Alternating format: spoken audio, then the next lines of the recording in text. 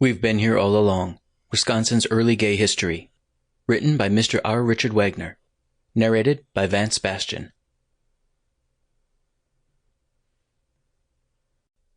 We've Been Here All Along, Wisconsin's Early Gay History. Written by R. Richard Wagner. Narrated by Vance Bastian. For Merle, Patrick, Doris, and Mark. Introduction. In Angels in America, Tony Kushner's stirring and searing drama about the AIDS crisis that opened on Broadway in 1993, the playwright calls for no more hidden deaths. More importantly, he has the character Prior Walter, the prophet, proclaim that gay folks will henceforth emerge from the shadows to be citizens of America. The idea of claiming citizenship was familiar to me from my first full-time job as director of the Wisconsin American Revolution Bicentennial Commission. At the Revolution's 100th anniversary celebration in Philadelphia in 1876, Susan B. Anthony had posed the question of whether women were indeed citizens. 100 years later, in the Wisconsin Commission newsletter, and in my speeches, I featured her statement as one that captured the unfolding dream of equality, enunciated, though not realized, in 1776. As a semi-closeted gay man in the early 1970s, I faced the same question that Anthony addressed. What kind of citizen was I? Today, most LGBT historians date the beginning of American gay liberation to the Stonewall Riots of June 1969. In New York City, patrons of an LGBT bar, the Stonewall Inn, located in Greenwich Village, reacted to a police raid by fighting back against the oppression they had passively accepted for years. As David Carter wrote in Stonewall, the riots that sparked the gay revolution, these riots are widely credited with being the motivating force in the transformation of the gay political movement. Drag queens, street youths, and lesbians were all part of the persecuted group that pushed back on the streets of the village for the several nights of the riots. This event led directly to the founding of the city's Gay Liberation Front, and, not long afterward, like-minded activist organizations around the country, including here in Wisconsin.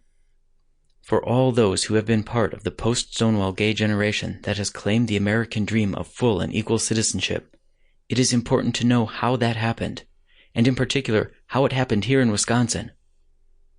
It is too often presumed that most gay history in the United States took place on the East and West coasts, but strong traditions and evidence prove that societal reform also happened elsewhere, on what in my days of campus activism was called the Third Coast, that is, the states bordering the Great Lakes. The very first gay organization in the United States was founded in the 1920s in Chicago. The state of Illinois, by adopting a model law reform code, was the first to decriminalize homosexual acts in 1961. Before the 1969 Stonewall Riots, Wisconsin had the first public call, in 1966, by a political body, the state's Young Democrats, for abolition of strictures against homosexuals so they could have freedom of action. Before Harvey Milk was elected to the San Francisco Board of Supervisors in 1977, Madison, Ann Arbor, and Minneapolis all had out gay elected officials. So there are stories to tell of the development of gay communities in places like the upper Midwest, including Wisconsin. Some of them are quite intriguing, like the rural-urban ferry network of southern Wisconsin in the 1930s. Milwaukee has a long-running LGBT community. The North Woods had a vibrant same-sex tradition in the mid-20th century. Madison's LGBT community has been activist-based, with links to the Great University. Both Madison and Milwaukee began organizing for gay liberation within months of Stonewall, and Wisconsin was on the national circuit for early out speakers like Ginny Apuzzo and others who traveled to all three coasts. Stevens Point was a central place to which some of these speakers brought their messages of a new future for LGBT people. There is another reason to write a Wisconsin gay history. Most of the gay histories to date that are geographically based are city-focused.